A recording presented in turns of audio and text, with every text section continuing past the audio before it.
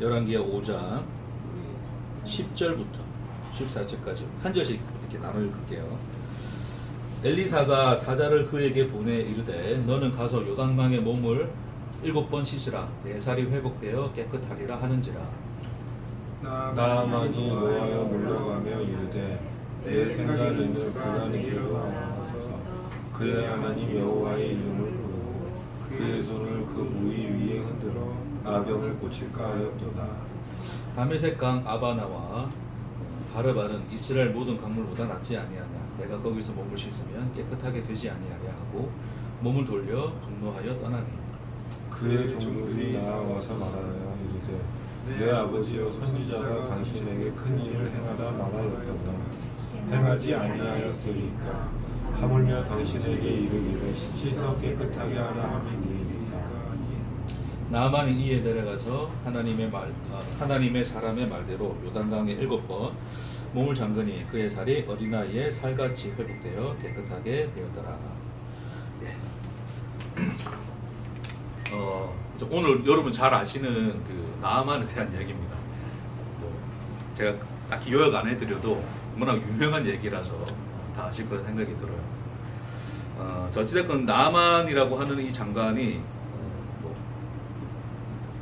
이제 그 성경 자체에서도 굉장히 좀 중요한 인물로 지금 다루고 있죠. 그걸 어디서 볼 수 있냐면 5절에 보니까 5장 1절에 보니까 아람 왕의 군대 장관 나아만은 그의 주인 앞에서 크고 존귀한 자니 왜 그러냐 보니까 이는 여호와께서 전에 그에게 아람을 구원하게 하셨습니다. 그는 큰 종사이나 나병 환자였더라. 그러니까 아람 왕은 사실 이스라엘의 적대국이었어요. 그렇죠? 적대국이었고 또 아람과의 전쟁에서 아합이 죽기도 했고요. 자, 근데 어쨌든 이 아람의 군대 장관인 이 사람을 하나님이 어떻게 했다 그러는가요? 우리 좋아하는 말씀, 들어 사용하셨다. 그렇죠? 1절에 보면 이는 여호와께서 전에 그에게 아람을 구원하게 하셨습니다. 그러니까 하나님이 아람을 이제 이스라엘과의 전쟁에서 구원하는 그 구원의 그 이제 리더로서 이제 사용하셨다는 거죠. 그를 통해서 구원했다 그러고 있어요. 그러니까 이걸 통해서도 하나님은 사실은 뭐 단순히 이스라엘 자체에 국한된 하나님이 아니고 만유의 주제가 되시고 온 역사를 통치하시고 또 그 역사를 통해서 자기를 계시하시는 하나님이시다. 이제 그걸 이야기를 하고 있죠. 자, 어쨌든 오늘은 이제 뭐 여러 이야기를 할 수 있지만 오늘은 이제 어디에 좀 초점을 두고 말씀을 나누고 싶은 거냐면 결국 나아만이 나병이 걸려서 어쨌든 그 여종의 추천을 받아 이제 이스라엘에 있는 선지자 엘리사에게 찾아간 거예요. 그 갔더니 엘리사가 와서 이제 뭐 안수를 한다든지 이 나아만이 기대했던 것처럼 그렇죠? 그 손을 흔들며 여호와 이름을 부르며 자기를 고쳐줄 거라고 예상하였으나 뭐라고 이야기합니까? 강에 가서 몸을 7번 씻으라 그러죠. 그렇죠? 그 말을 듣고 굉장히 분노를 합니다. 네. 그래서 우리가 좀 굉장히 유명한 말이죠. 그렇죠? 나의 생각에는 그래서 11절에 나아만이 노하여 물러가며 이르되 내 생각에는 이제 그런 이야기를 해요. 결국 이 나아만의 생각은 자기가 기대하는 어떤 하나님이 이제 역사를 나타내시는 방식은 이러이러한데 그러니까 전혀 자기가 생각한 것과 다른 어떤 그런 방식으로 하나님이 자기를 대하는 것을 보고 굉장히 실망을 하는 거죠. 그것에 대해서 분노하고 지금 이제 다시 돌아가려고 하는 상황입니다. 자, 근데 그렇게 생각할 수 있어요. 그냥 저거 진짜 교만하네. 응? 저 인간 진짜 교만하네. 고쳐준다 했는데 고쳐준다고 했으면 고분 말 듣고 소위 이제 많은 이제 또 우리 설교를 또 듣다 보면 이 나아만 장군과 관련해서 우리는 어떤 얘기를 하냐면 순종에 대한 얘기를 많이 해요. 그렇죠? 내 생각을 내려놓고 하나님의 말씀, 하나님이 뭘 하시든지 간에 그 말씀에 순종하면 결국 나병이 낫더라. 그럼 문제가 해결되더라. 하나님이 응답해 주시더라의 내용으로 갈 수가 있어요. 그렇죠? 그렇다고 만약 그런 하나님이라고 만약 우리가 생각해 본다면 그럼 일단 나아만은 순종을 했습니까? 안 했습니까? 아니 지금 일단 1차적으로 안 하잖아요. 그렇죠? 네, 자기 생각과 다르니까 불순종하죠. 어떤 그런 원리의 차원에서 본다면 그냥 하나님은 그래 네 교만 때문에 망한 거야. 내가 겸손한 자에게는 은혜를 베풀고 교만한 자는 물리치는도다. 이제 하나님이 그 말씀으로 그냥 나만의 이야기를 끝낼 수도 있는 거잖아요, 그렇죠? 근데 하나의 이야기가 끼어 들어와요. 무슨 얘기 끼어 들어옵니까? 종들이 어떻게 해요? 나아만을 설득을 하죠. 설득을 하죠. 오늘은 설득에 대한 얘기입니다. 결국 이 종들이 나아만을 설득해서 결국 이제 이 요단강으로 다시 데려오게 되고 결국 그 물이 이제 씻게 하는 거죠. 실질적으로는 나아만 자신이 순종했다기보다는 그러니까 1차적으로 자기 편에서 나아만 속에 있는 어떤 충성과 순종의 마음으로 하나님께 그 말씀을 따랐다는 것이 아니라 1차적으로는 하나님에 대한 대적한 마음이 있었으나 결국에는 어떤 설득으로 인하여 결국 하나님께 대한 마음을 돌리고 그 하나님의 말씀을 따르게 되었더라가 사실은 이 본문이 우리에게 보여주고 있는 거거든요. 근데 결국 하나님의 대적자가 순종의 자리로 오는 이 사이에 뭐가 끼어 있다고요? 종들. 설득이 끼어 있다고요. 설득. 그러니까 이 나만을 그러니까 결국 종들이 설득을 했지만 결국 그를 돌아가는 그를 포기하지 않고 하나님이 돌려보내신 이는 오늘 손님도 오셔가지고 제가 좀 더 버벅을 수 있어요. 하나님이 돌려보내지 않고 그냥 내보내지 않고 그를 돌려서 다시 그 강으로 오게끔 하신 것은 누가 하신 거예요? 결론적으로 하나님. 그렇죠. 하나님 자신이 그 길을 돌이켜서 다시 요단강에 들어오도록 하신 거예요. 종들이 설득한 것으로 나타났으나 결국 궁극적으로 누가 설득하신 거예요? 하나님 설득하시는 거죠. 그러니까 결국 오늘의 질문은 그것입니다. 하나님은 왜 설득의 방식을 택하시는가에 대한 이야기입니다. 그렇죠? 네. 보십시다. 사실은 제가 지난 시간에 그 필연 지난 시간에 참 요즘 제목도 참 내용에 비해서 너무 멋있게 짓는 것 같아요. 그래 좀 조회수가 올라가는 것 같더라고요. 그래서 원래 지난 시간에 좀 그런 내용을 좀 더 깊이 다루고 싶었는데 좀 시간적으로 사실은 그까지 다 다루면 너무 오래 걸릴 것 같아서 오늘 말씀을 보면서 오늘은 조금 그 부분을 좀 다뤄도 될 것 같다 생각이 들어서 조금 그 내용을 좀 나누도록 하겠습니다. 제가 아주 잘 그리는 그림이죠, 그렇죠? 하나님 위에 계시고 우리 아래. 하나님 우리는 이제 창조를 하시는 거죠. 그래서 우리가 하나님의 이 창조 사건에 대해서 좀 우리가 다시 한번 좀 생각해 봐야 될 부분이 뭐냐면 우리가 보통 생각할 때 하나님을 이해할 때 어떤 우주적인 개념, 어떤 하나의 철학적이고 사변적인 개념으로서의 어떤 그 신, 그러니까 인간 차원에서 어떤 그 신이라면 이런 존재여야 돼라고 하는 어떤 그런 논리와 추론으로서 우리가 하나님을 생각하기 시작하면 그 하나님이라고 하는 그 신이라는 존재 자체는 어떤 존재여야 돼요? 결국 우리가 그렇게 해서 이제 도달하게 되는 신의 속성이 뭐냐면 그게 뭐였습니까? 그게 전지함과 전능함이었어요. 전능하시고 전지하신 하나님. 사실 신이라고 하면 못할 게 없어야 되잖아요. 그렇죠? 그리고 알지 못함이 없어야 되는 거죠. 예를 들어 이런 거예요. 그냥 신인데 몰라요, 아무것도. 뭐 몰라, 나도 모르고 아무도 몰라. 그럼 좀 그 신에 대한 신뢰가 깎이고 우리 인간관계에 있어서도 사실은 어떤 누군가를 신뢰한다고 했을 때 나를 모르는 사람을 신뢰할 수가 없잖아요. 그리고 나라고 하는 내가 어려움을 처했을 때 그 어려움에서 나를 건져줄 만한 어떤 그런 능력이 없는 사람을 어떻게 신뢰할 수가 있어요? 없는 거죠, 그렇죠? 그리고 그런 어떤 그 능력과 어떤 그런 어떤 지식을 그 최고로 가지고 있는 그자, 최고자, 그게 바로 누구예요? 그 신인가요, 신. 그러니까 인간이 기본적으로 인간이 그러니까 하나님에게 속성한 부여한 속성 그 대표적인 두 가지가 뭐냐면 전지함과 전능함인 거예요.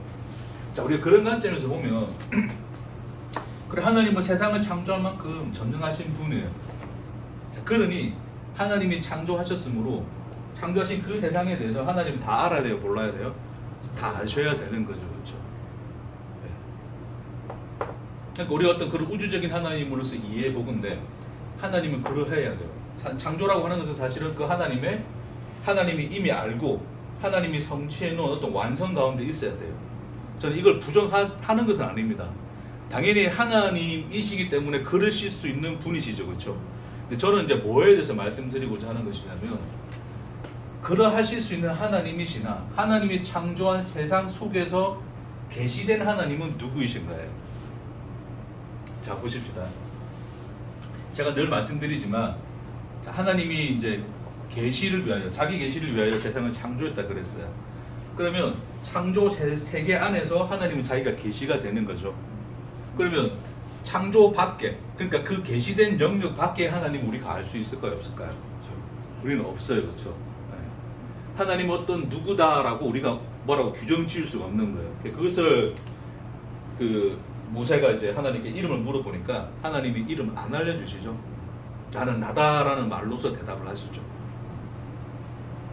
하나님 자신만이 자기를 아시고, 자신만이 자기를 아시고, 내가 누구인가를 나타낼 수 있는 그 자도 바로 나다 라는 것입니다. 그러니까 이름이라고 하는 것이 밝혀졌을 때는, 그것이 부여됐을 때는 그 자의 의도와 관계없이 그 이름만으로도 우리는 그 자가 누구인가를 정의 내릴 수 있는 거잖아요. 이름 자체가 사실은 그걸 정의 내린 것이고, 그 속성을 파악한 것이고, 그것을 이름으로서 부여한 거거든요. 이름이 사실 가지고 있는 이제 그 내용이 그런 거란 말입니다.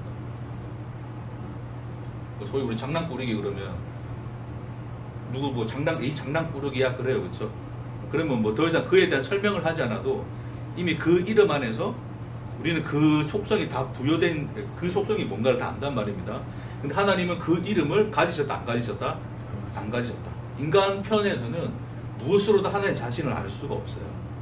그러니까 하나님만이 자기를 아시고, 그 자기를 계시한 만큼, 계시한 그것만 우리는 알게 되는 거죠.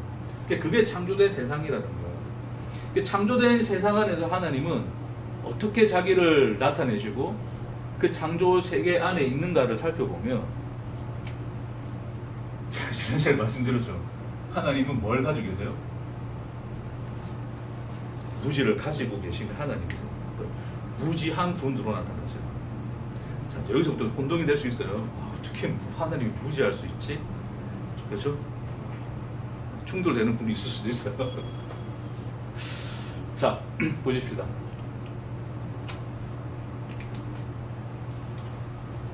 자, 저는 하나님이 무지하다 말한 적 없습니다. 오해하시면 안 됩니다. 영상을 남겨놨으니까. 자, 하나님 무지한 게 아니라, 하나님이 자기를 계시하기 위하여 창조된 그 세상 안에서 마치 하나님은 어떤 특별한 부분에 대해서는 무지한 것으로, 그러니까 무지한 하나님으로 나타나셨어요. 그렇게 계시가 되셨어요. 그게 무슨 사건입니까, 여러분?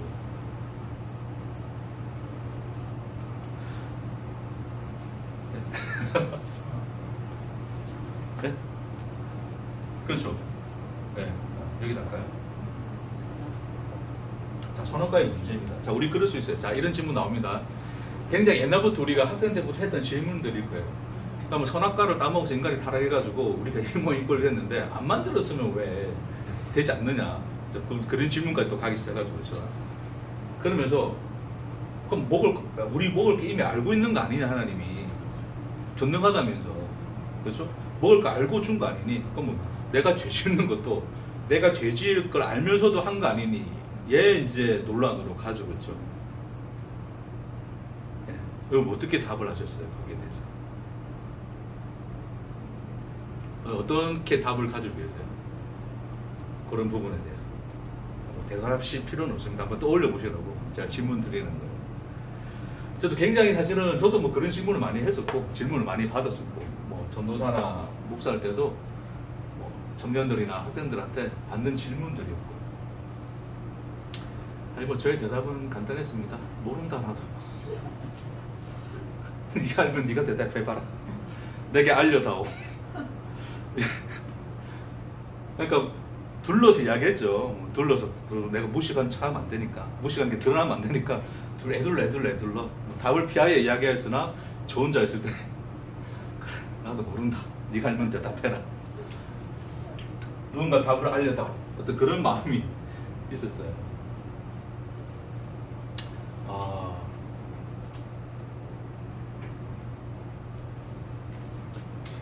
그래서 조금 우리가 좀 교리라는 어떤 그런 차원에서 이야기해 보면 사실 뭐 많은 얘기를 할 수 있습니다. 뭐 또 예정에 대해서 이야기하면 하나님 다 알고 계신 거 아니냐에 대한 문제까지. 예. 자, 근데 저는 이제 그런 거에 대해서 어떤 일반화시킨 답을 사실은 뭐라고 말할 수는 없어요. 교리적으로 이렇다, 예정이다 아니다, 하나님은 다 안다 모른다의 그 이야기로서 선을 그어놓고 이야기 드리고자 하는 얘기가 아닙니다. 그래서 제 설교는 뭐 여러분 잘 아시겠지만 끝까지 들어봐야 돼요. 끝까지 들어보셔야지 무슨 얘기인지 좀 이해가 되실 거예요. 자, 가겠습니다. 자, 선악과를 주셨습니다. 하나님의 알았다 몰랐다의 판단을 유배해 보십시다. 생각하지 마십시다. 이것은 뭐냐면 하나의 이야기를 가지고 있죠. 그렇죠? 우리에게 이걸 통해서 말하고자 하는 것을 찾아가시면 돼요. 그렇죠? 우리가 여기에 대해서 어떤 철학적 추론이나 논증 가지고 지금 이야기하다 보면 결국에는 인간은 논쟁의 그 두 갈래 길에서 서로 싸울 수밖에 없어요. 네가 맞니 내가 맞니의 길로 갈 수밖에 없단 말입니다. 근데 성경 자체는 사실은 그런 논란과 어떤 추론의 여지를 두는 것이 아니라 이 선악과의 이야기를 통하여 우리에게 하고자 하는 그 말, 그 내용을 우리에게 담아내고자 하는 것이지, 어떤 인간이 생각하는 철학적 사유의 어떤 이 먹이로서 던져준 게 아니란 말입니다. 자, 선악과를 하나님이 주셨어요. 자, 결론적으로는 인간이 선악과를 뭐합니까? 먹어버리게 되죠. 그렇죠? 그래서 먹음으로써 죄가 되어버리죠, 인간이. 그렇죠? 그리고 그 죄로 말미암아서 하나님이 세상에 뭐 하셨어요? 뭐 쉽게 이야기해 주시다. 아들을 보내요. 아들 예수를 보내요. 그 죄를 지게 하셨다. 그럼으로써 우리에게 그 죄를 묻지 않으셨다. 그렇게 해서 하나님이 우리를 사랑하시고 우리를 구원하셨다의 이야기를 하고자 하는 거죠. 자, 성경 전체의 내용으로 보자면 자, 그렇게 우리는 간단하게 이야기해 볼 수 있습니다. 그렇죠?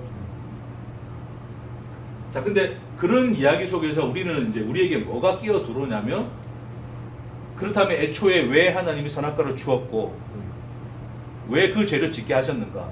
전지하다면 죄를 지을 걸 알고 계시지 않았느냐? 또 한편에서 전능하다면, 그리고 전지에서 죄 지을 걸 안다면 죄를 안 짓게끔 하지는 않았겠는가? 여러분 안 해본 질문인데 제가 너무 안 해본 질문을 내가 던진 건가요? 그런 거 아니죠. 그렇죠? 여러분 생각 많이 해보셨죠? 네, 누구나 또 성경을 진지하게 보신 분들은 다 생각해 보셨을 거예요. 자, 그런 것에 대해서 하나님은 사실은 대답하지 않으십니다. 사실은 그게 주요 결론입니다. 그래서 제 말이 맞아요. 모른답니다. 나도 모른다. 네가 알면 네가 답해라. 그게 사실은 답인데 성경은 거기에 대해서 침묵합니다.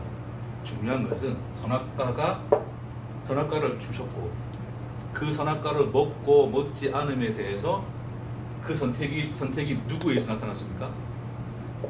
하나님 편에서 강제적으로 먹이신 게 아니라 누가 먹어요? 네, 물론 이제 사단이 개입하여서 미혹당하여 어쨌든 먹게 되는 거죠. 또 선악과에 대해서 또 다음에 주제가 되면 좀 더 시간 되면 주제로 좀 더 우리가 더 깊이 이야기하도록 하고요. 자, 오늘은 이제 좀 가겠습니다. 자, 그래서 인간 편에서 그것을 결정해서 먹게 되는 거예요. 그렇죠? 자, 그럼 이 선악과를 하나님께서 주셨다라고 하는 이 내용에서 우리가 뭘 이제 생각해 볼 수 있는 거냐면, 선악과를 줘서 인간이 이제 죄를 짓게 되었는데 결국 이 죄를 지음으로써 죄가 세상에 관영하게 돼요.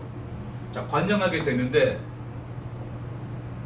이 관영함에 대해서 하나님이 어떻게 하시냐면, 하나님이 뭐 하셨다 그래요? 한탄하셨다 그래요. 자, 그걸 한번 좀 찾아보고 이렇게 확인 좀 하고 가겠습니다. 창세기 6장 가볼게요.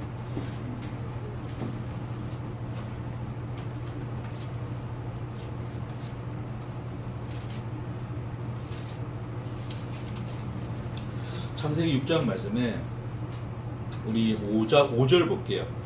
자, 5절과 6절 우리 함께 읽겠습니다. 여호와께서 사람의 죄악이 세상에 가득함과 그의 마음으로 생각하는 모든 계획이 항상 악할 뿐임을 보시고 땅 위에 사람 지으셨음을 한탄하사 마음에 근심하시고. 그래서 이 한탄이라고 하는 말이 나함, 오늘은 이제 고려되어 있는데 굉장히 어떤 그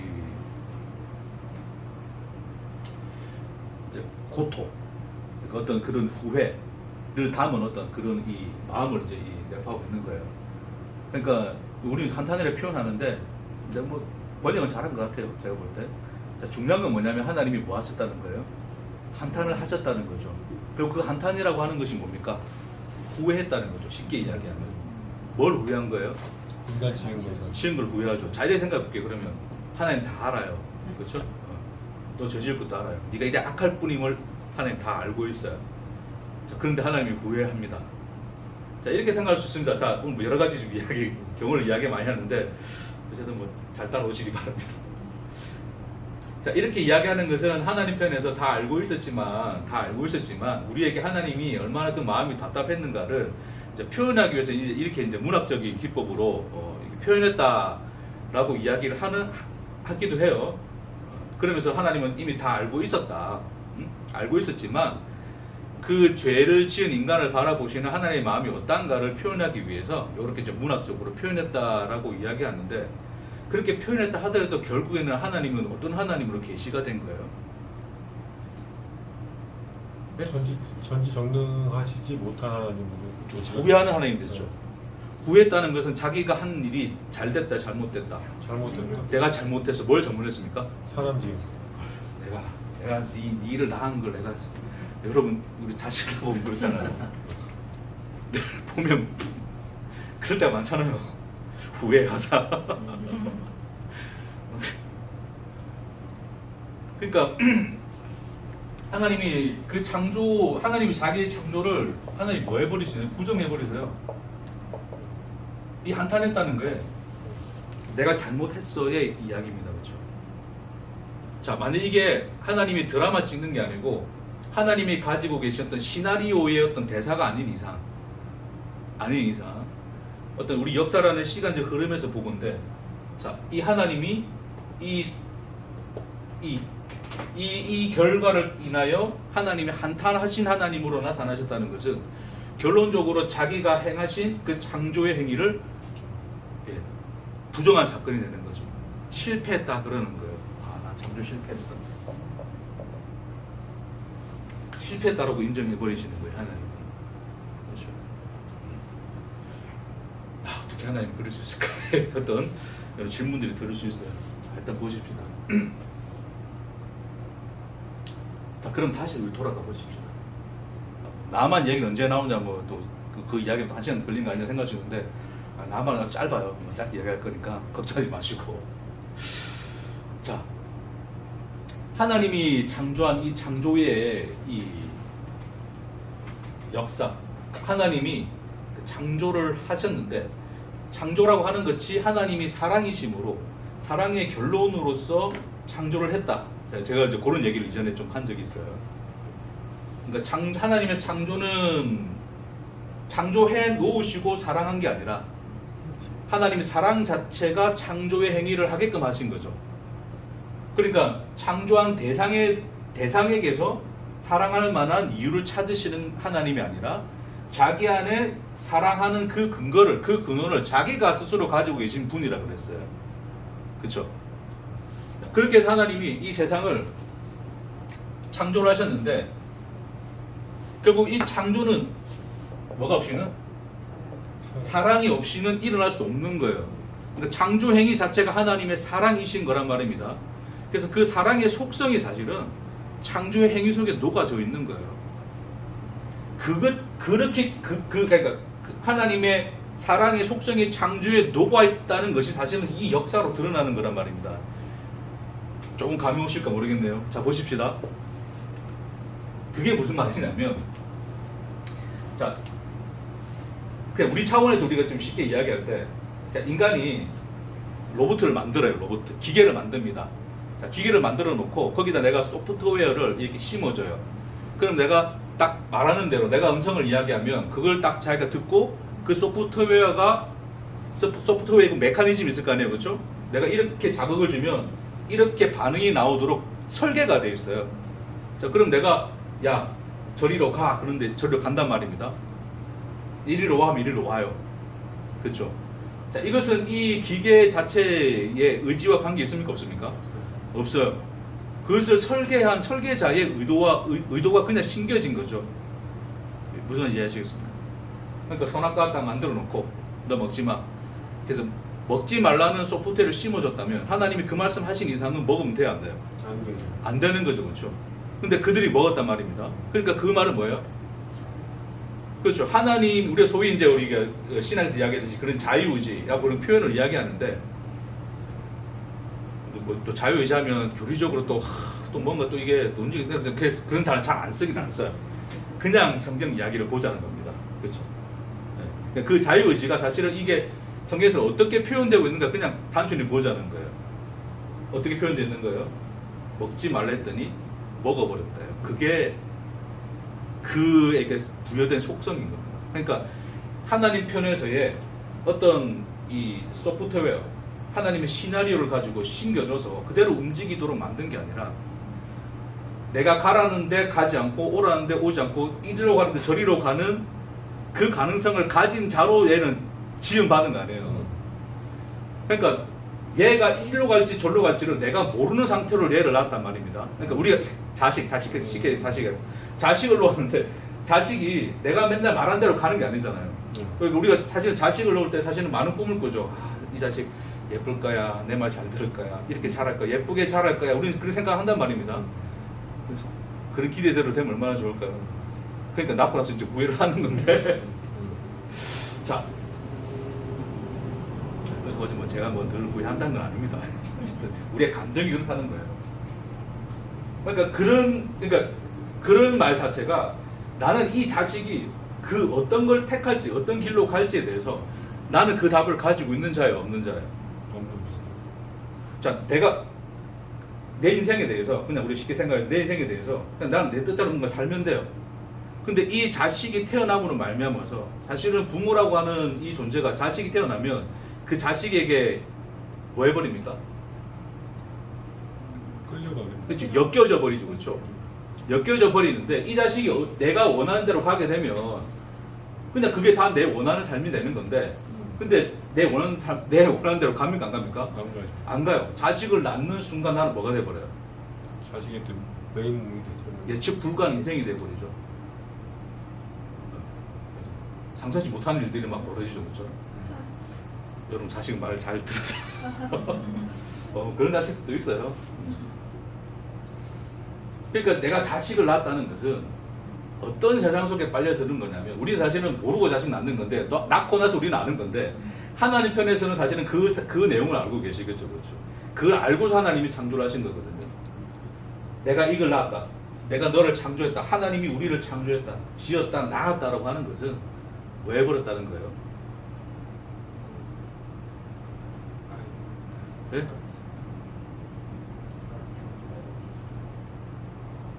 예측하지 못하는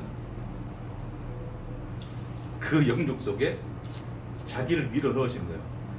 그래서 제가 지난 시간에도 간단히 이야기했지만 무지의 영역, 네가 이걸 택할지 안 택할지에 대해서 하나님 자신은 알지 않기로 작정하신 그 영역 속에 자기를 뭐 해버리셨어요? 밀어 넣어버리셨어요. 이해 되시겠습니까? 그러니까 하나님의 창조가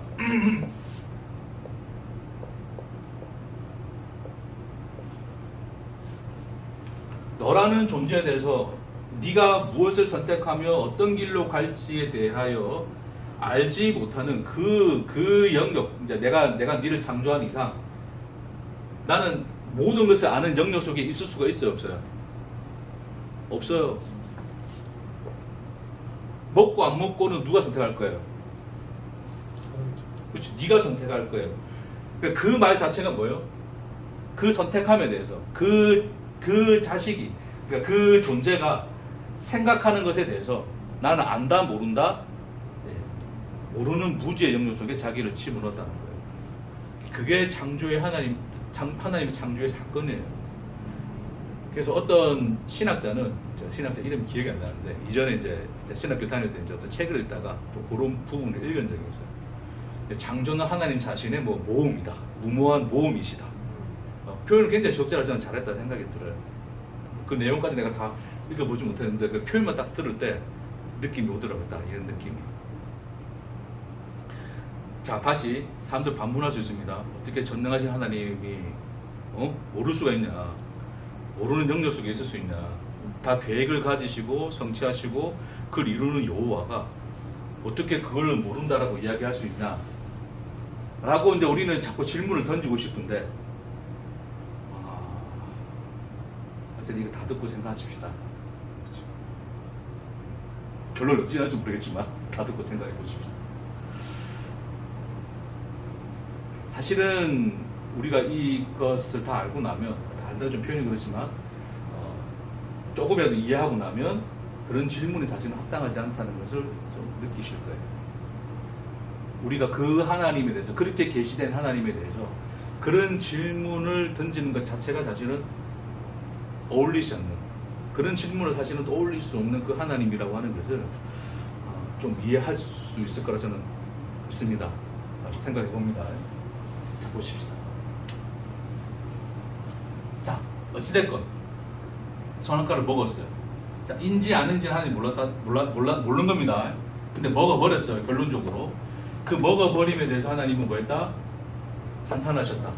후회하고 하나님의 그 창조의 사건을 부정해버리셨다. 실패하셨다라고 그렇게 고백해버렸어요. 그리고 예수님도 이제 어떤 방식으로 또 이제 그 이렇게 반응을 하시냐면, 예수님이 특히 고향 사람들이 안 믿고 배쳐가지고 있죠. 그 상황에 대해서 예수님이 뭐라고 여기시는지 아세요 혹시? 네? 네? 고향에서 아, 그렇죠. 선지자가 고향에서 대접받는 일이 없다. 이제 그런 얘기하시는데, 그 전에 그 상황에 대해서 예수님이 느끼시는 그 감정이 있어요. 그걸 표현해 놨어요. 네? 민만이 여기서 조금 다릅니다. 머리들 꼬셨다. 그건 좀 다릅니다. 기억이 안 나. 이상히 여겼다 그래요.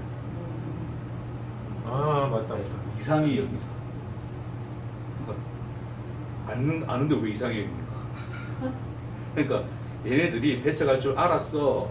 이렇게 기적행위도 이렇게 해도 너희들 배쳐갈 줄 알았어 라는 어떤 그런 것의 내용을 말하고자 함이 아니라, 예수조차도 인간의 이러한 반응에 대해서 뭐하고 뭘 어떻게 여기셨다고요? 이상히 여기신 거예요. 이것들이 진짜 어쨌든 존재들인데 이것들이 이렇게 기적을 보여주고 말을 하고 이야기를 해도 오나라 처먹는 이런 그런 마음과 감정이 이상히 여기셨더라의 그 표현으로 되어 있어요. 그렇죠? 근데 조금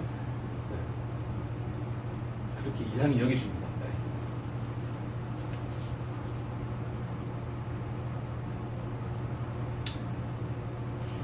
그러니까 사랑이라고 하는 것이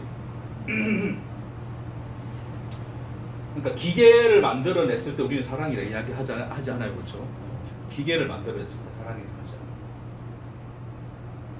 그러니까 기계일 수가 없는 거죠. 그러니까 사랑, 내가 낳았다라고 하는 것이, 내가 사랑이 원인이 되어서 낳았다라고 하는 그 속성이 이제 쏟아져 나온 것이니, 사랑이 흘러 넘쳐져 나와 네가 된 것이니, 너는 기계일 수가 없노라. 네가 이것을 선택하고 네가 이 길로 갈지 저 길로 갈지를 나는 알지 못하노라. 얘 존재로서 하나님이 세상을 창조하셨다를 이렇게 한탄하시는 하나님으로 보여주시고 계신 거예요. 자, 세상 속에서 나는 나를 어떻게 나타내, 내가 어떤 자냐면, 이 세상에서 이 창조의 세상, 그 역사 속에서 나는 하나님으로 너에게 나타날 건데, 나는 이렇다라고 하나님이 이야기하시는 거예요. 그러니까 인간은 하나님이 그렇게 하시는 것에 대해서 한탄했다 그러면, 이거 무슨 신이 자기가 그걸 지어놓고 창조를 자기가 부정해버려. 창조 자체가 불완전해? 그럼 하나님이 불완전한 거 아니야에 질문으로 간단 말입니다. 그렇죠? 어떻게 하나님을 우주적 하나님을 생각해서 사실은 알지도 못하는데 지들이 아는 것처럼 하나님이 이런 하나님이야라고 생각해 놓고 하나님이 그 몰랐다고 말이 안 돼. 그래 버린단 말입니다. 그렇죠? 그래서 나아만처럼 내 생각에는 신은 이래야 돼라고 하는 그런 것으로서 우리는 또 원망과 불만을 가지고 있어요. 신에 대해서. 자, 어찌됐건 하나님은 자, 이 창조, 계시된 이 영역 밖에서의 하나님은 우리에게 알리신 적이 없어요. 우리는 그 하나님 자신을 알지 못합니다. 그에 대해서 어떤 질문도 사실 할 수가 없는 거예요. 인간이 교만하니까 자꾸 이거 뛰어넘어서 생각하려고 그러는 거지 그렇지 않습니다. 솔직히 생각하면 사실 답도 못 찾습니다. 인간들이. 그렇죠. 끝없는 논쟁과 그런 질문 속에 빠질 수밖에 없어요. 답도 찾을 수도 없을 뿐만 아니에요. 자, 그래서 하나님이 창조의 영역 안에서, 창조의 세상 안에서, 계시된 영역 안에서 자기를 드러내셨는데 이렇게 드러내셨단 말입니다. 결국 이것 안에서 뭘 설명하고자 하시는 거냐면 내가 너를 창조한 이 창조가 내가 사랑인 그 사랑의 속성의 결과로서 창조가 된 거야. 그 결과물이 바로 너희야 라고 하는 것을 하나님이 이 그림으로 보여주시는 거예요. 자, 그래서 뭐 하는 거예요?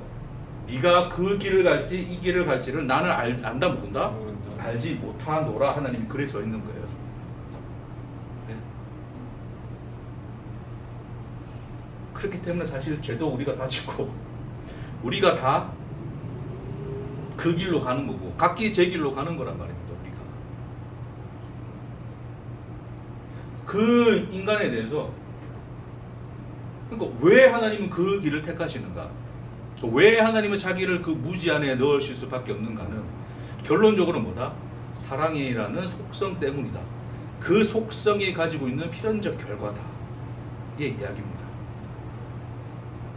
그 사실은 우리가 부모와 자식이라는 관계 속에서 굉장히 미약하나마 그 관계를 통해서라도 하나님이 그림자로 비춰주는 거예요.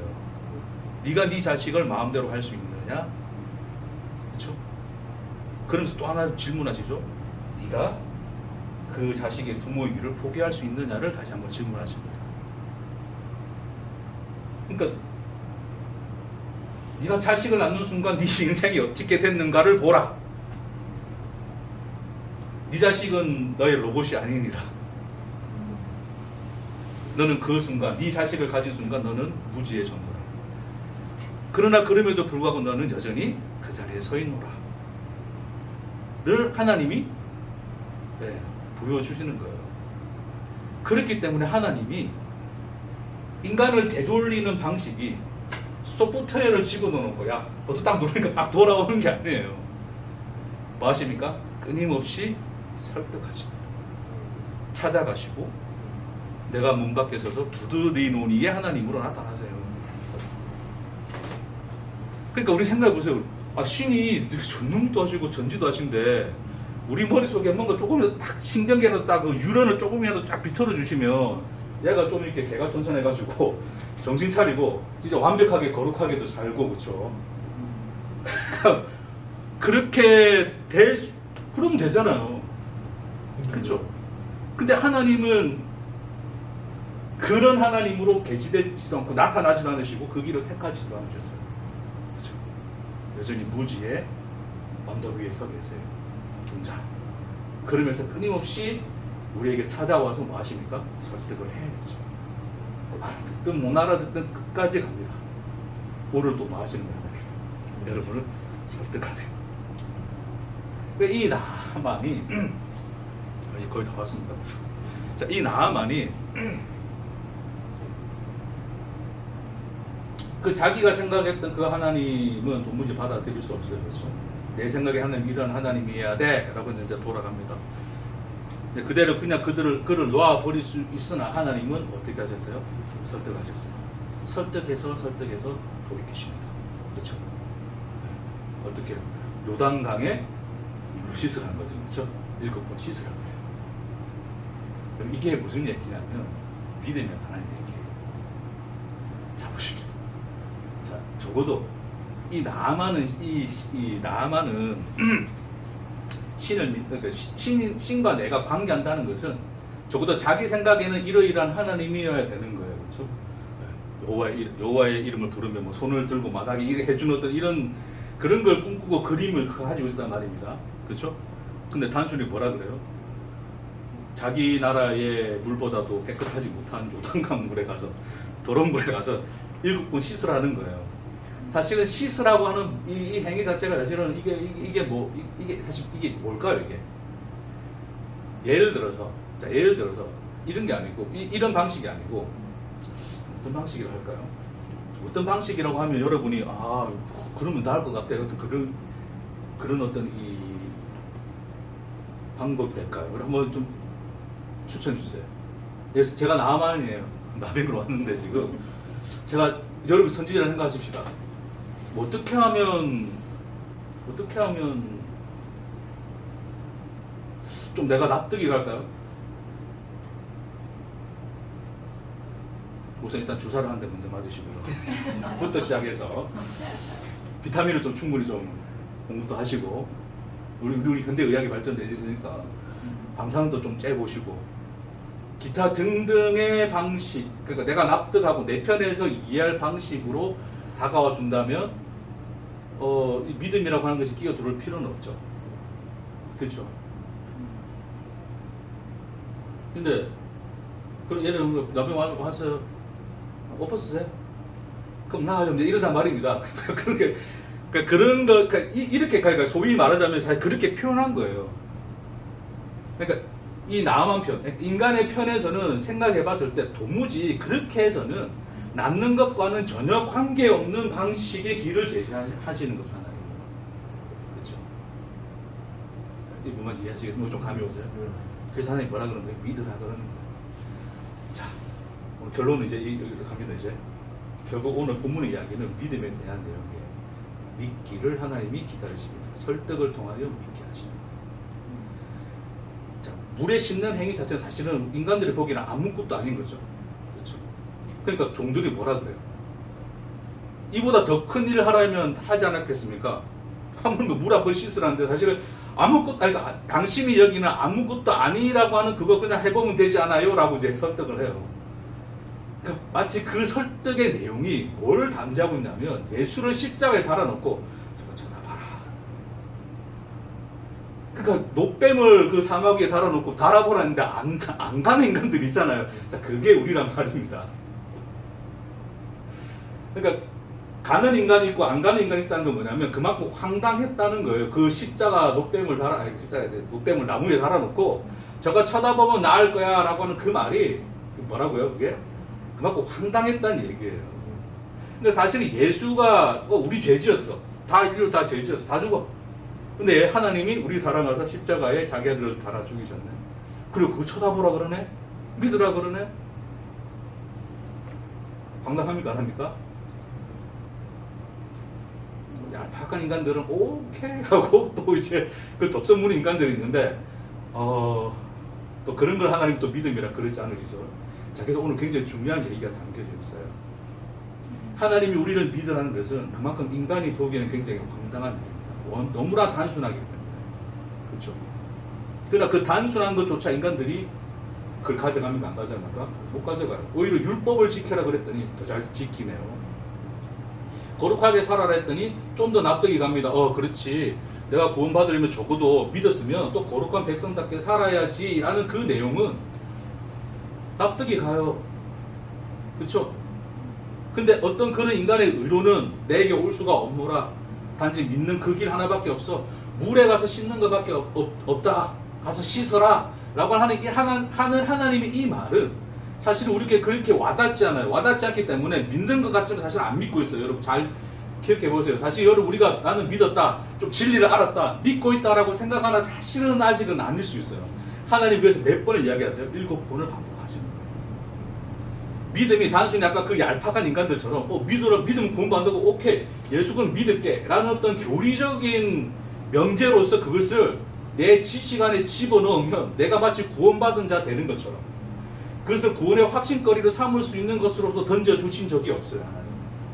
그러나 그렇다고 하나님은 어떤 뭐 전쟁에서 승리하고 뭐 뭘 하고 어쨌든 율법을 다 지키고 그런 길을 주신 적도 없어요. 너무나 단순하나 사실은 실상은 인간의 힘으로는 쉽게 다다를 수 없는 것이 사실은 그게.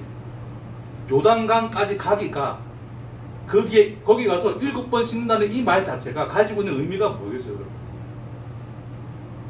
단순하나 단순하지 않는 거란 말이에요, 그게.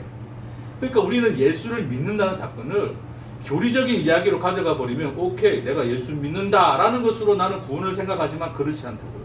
그런 차원의 얘기가 아닙니다. 7이라고 하는 것은 사실 완전수를 이야기하잖아요, 그렇죠? 하나님은 완전한 것을 요구하세요. 근데 그 요구하시는데 7번 씻기까지 하나님 뭐 하신다고요? 설득시킨다고. 그 이야기를 하고자 하는 것입니다. 우리는 한 번 씻고 난 뒤에 믿었다 생각할 수 있어요. 아, 이 정도면 나는 그래도 복음 좀 안 가 아니야? 예, 자리에 있을 수 있어요. 여러분, 인생을 돌이켜보세요. 늘 우리에게는 고난과 시련이 또 앞에 있습니다. 생각지 못했던 믿음의 삶이라고 생각했으나 사실은 또 여전히 나는 내 몸에 지덕지 붙어있는 그 나병의 흔적들을 보게 돼요. 그렇죠? 진짜 내가 믿는 것이 무엇인가에 대한 허망한 마음이 들 때도 있죠. 믿음의 실체가 뭔지도 모르겠고 복음을 때로는 알았다고 하나 뭔가 공허해지는 내 자신을 볼 때도 있을 거예요. 그렇죠? 그래서 하나님 뭐라 그러십니까? 하나님 뭐 하신다고요? 설득하시죠. 그럼 설득한다는 게 사실 뭔지 아세요? 설득이 뭐가 설득인가요? 사실 저는 별로 설득을 잘 못해요. 이게 말을 좀 매끈하게 좀 잘하면 설득 잘하는데 그나마 여러분들이 이제 좀 똑똑하셔가지고 똑똑하다 해야 되나? 저는 이런 데는 어쨌든 이렇게 또 좀 이해하고 받아들이시는 부분이 있는데 자칫될까? 설득이라고 하는 것이 예를 들어서 성경을 제가 잘 설명해 드렸어요. 그럼 설득이 될까요, 여러분? 물론 그거 자체가 뭐 전혀 무용하다 말하진 않습니다. 이것도 하나의 다 무슨 과정이에요? 설득의 과정일 수 있어요. 말 그대로 그냥 과정일 뿐입니다. 그렇죠?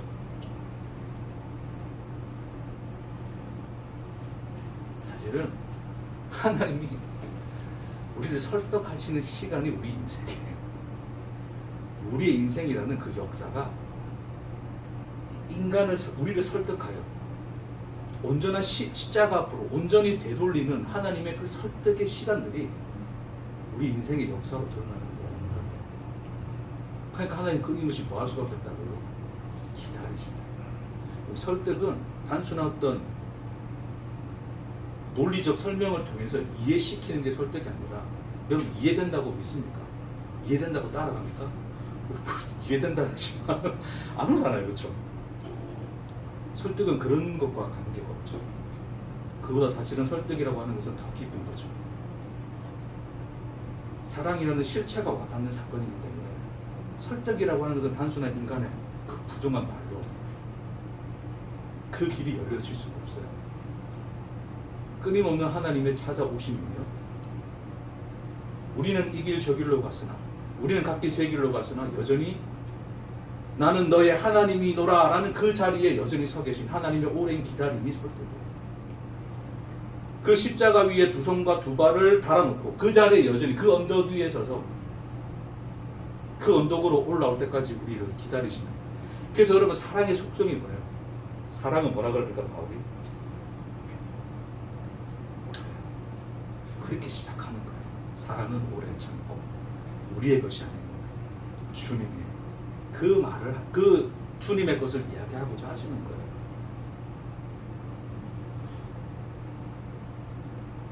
그러니 우리가 그 믿음이라는 것이 뭔가 우리의 어떤 깨달음으로 가져질 수 있는 것도 아니고 그렇다고 우리의 어떤 단순한 어떤 그런 교리적 내용을 믿음으로 되는 것도 아니고 그렇다고 우리 어떤 열심히 있는 율법의 행함으로 되는 것도 아니고 오직 하나님 자신이 우리에게 찾아오는 것으로만 되는 것인데 그러나 그것을 우리의 눈을 열어 우리가 그 문을 열어 그 예수를 받아들이기까지 하나님 뭐 하신다고요? 설득하시는 그 길을 택하신다요. 왜? 이유가 뭐라고요? 사랑의 필연성 때문에 그렇습니다. 사랑이란 속성이 하나님 자신을 설득의 길로 가져가십니다.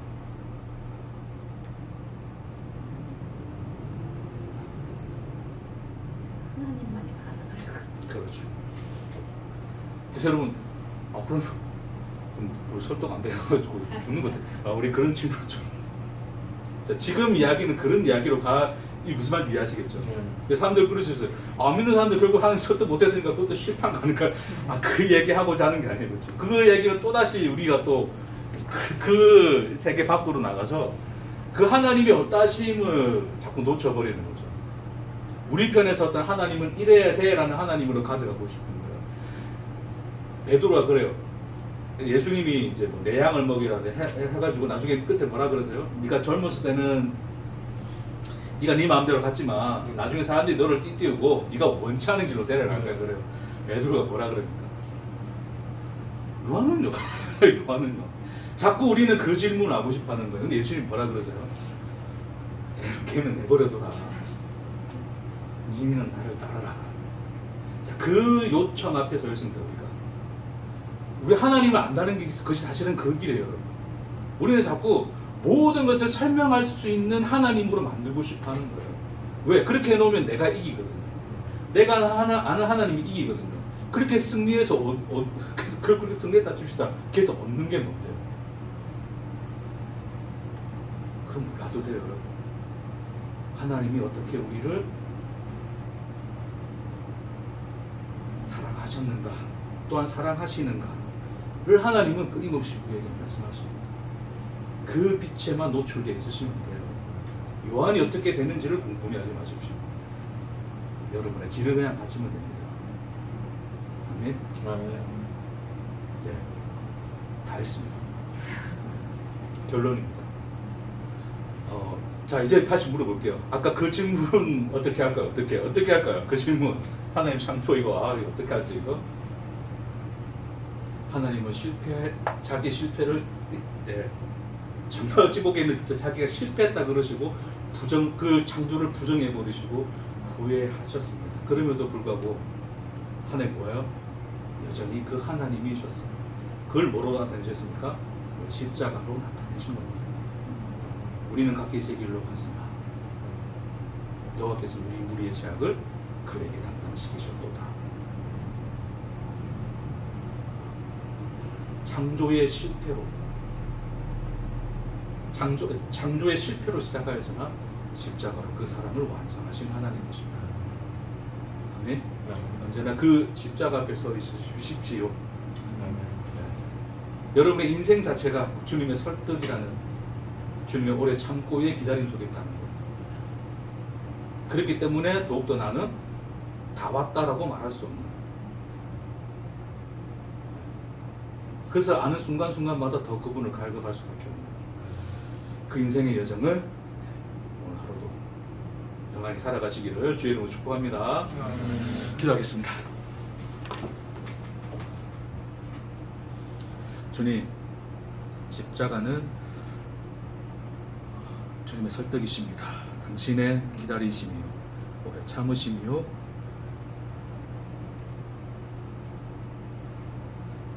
우리에 대하여 우리의 어떠함과 관계없이 여전히 그 자리 그 하나님으로 계신 주님의 사랑이심을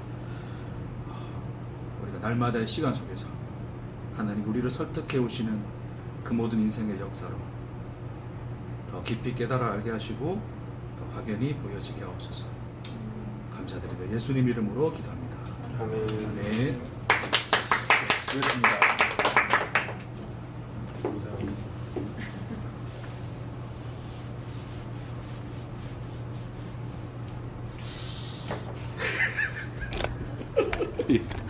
그래서 바울이